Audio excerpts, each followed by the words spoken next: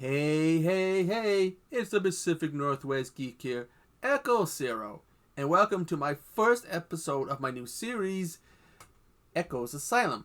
Yeah, I know there's no intro yet. I have to get to work on that. I'm kind of drawing blanks on what I want to do. But in this series, I will be looking at movies from the company, The Asylum. I've been a longtime fan of those, and now I think I'm really going to get more into a dive into the stuff, collecting some of the stuff, and they tend to deal with what's known as a mockbuster.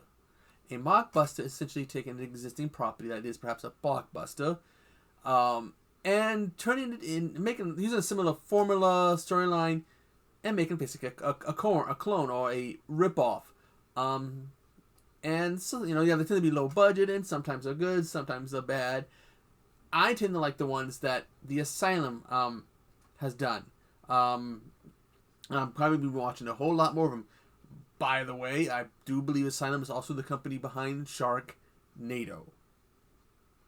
Anyways, it is appropriate that the movie I have chosen to be my first movie I'm going to look at for this series is also the first movie that is a part of my physical collection for Asylum movies, 2021's Ape vs. Monster. This movie is a mockbuster. It basically copies Godzilla vs. King Kong, that most recent one, not the one from decades ago. Rampage, and there was a part of the storyline reminded me of an episode of the 1990s Superman animated series, which I will get into later. But anyways, this was directed by Daniel Lusko. Probably pronouncing that name wrong. I got some more notes here. It stars Eric Roberts. Yes, he's pops up in a lot of these movies and a lot of these straight-to-video movies. Although I did like him in that one Batman movie before he got killed by Two-Face. Ariana Scott, Shane Hartigan, R.J. Wagner, and Katie Sosurica. Sorry if I'm butchering these names. But anyways, the story is that there was this experiment where they would send this chimpanzee into outer space. And decades later, years later, it comes back down to Earth. Only something has happened. This chimpanzee is now about 10-15 feet in height and aggressive. Some scientists go to look at the crash site where the soldiers are killed, but it turns out the sole survivor, Linda, played by Ariana Scott, she knew the chimpanzee, whose name is Abraham. She knew him when she was like 9 years old. Her father was part of the program that sent him to outer space, and she's got issues with her father because of, he's a bit more, I guess he wasn't a good father or something. She gets knocked out, but she is saved by Eva, played by Katie Sakurika. Sorry if I'm pronouncing your name wrong. I really apologize.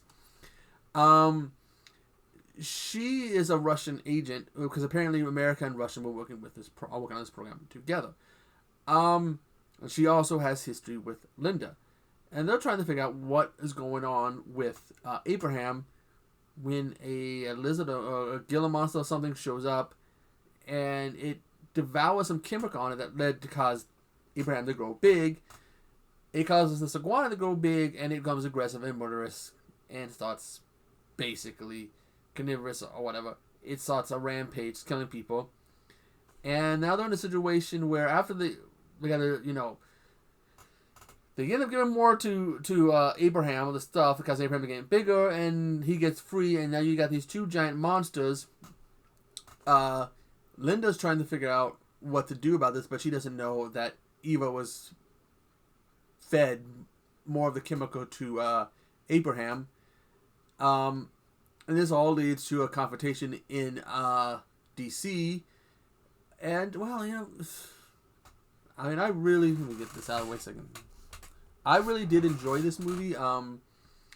Action-wise, though, there really wasn't much interaction between the two.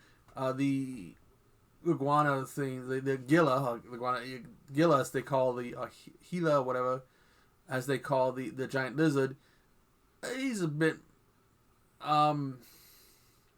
he's more of the aggressive things. You kind of see him being more attacking people and I mean, you don't. Yeah, you do see Abraham attacking people. It tends to be when they are attacking him or he feels threatened.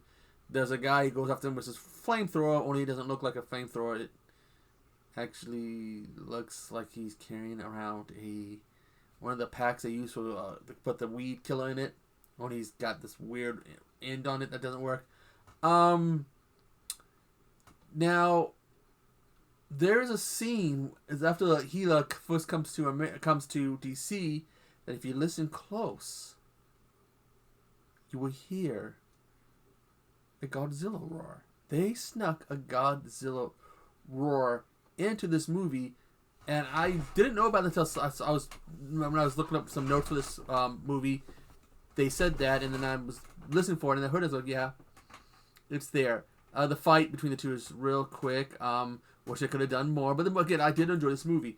Eric Roberts is like some kind of politician, works in Pentagon,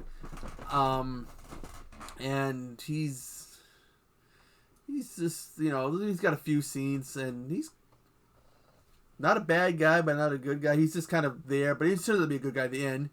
R.J. Wagner has General Delaney. Oh, you know, when he comes on the scene and he starts showing that he's a sexist and he sees that he's an asshole character, you know something's gonna happen to him, because he's just like, he keeps calling them girls. He's like complete sexist, like, you know, keeps calling Eva and Linda girls, and when something goes bad, he's like, well, this is what happens when you put girls in charge. So it's like, wow, he's a sexist.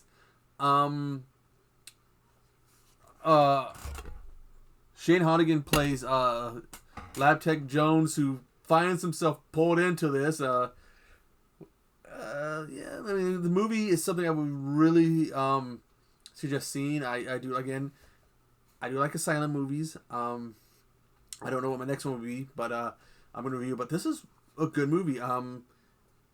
The way the ape looks, they have it looking much better on the cover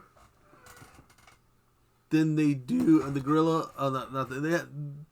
This looks more like King Kong, and not really like a chimpanzee. And they got the lizard about right. I wish I could have done more with the fight. And oh yeah, there is a subplot with aliens. The alien ship does look cool. Aliens controlling giant monsters is something else they've done in King Kong. Not King Kong, but Godzilla. I don't know why I said King Kong there, but no, I mean, they did in one of the movies. I can't remember in one of the movies where they... Okay, I know they did that in Final War. They had the aliens controlling the monsters. But there was another one they did that. Which one? If you know which other movie it was one of the older movies of the 70s, I think it was, where they were controlling... It's either the 60s or 70s where they were controlling the monsters, the kaiju. If you know the name of that movie, could you please leave it in the comments? Because I'm trying to remember. Because again, I know they did it in Final Wars, but I can't remember what the other one was. But anyways, I gotta go edit this. I got some other movies I gotta watch and review, and I want to live stream tonight. Or I'm doing this on the I'm recording this on the 4th, but it probably won't be uploaded for about a week. But anyways, I am Echo Zero, and thank you for joining me for Echo's Asylum. And I will see you on the flip side end. Toodaloo.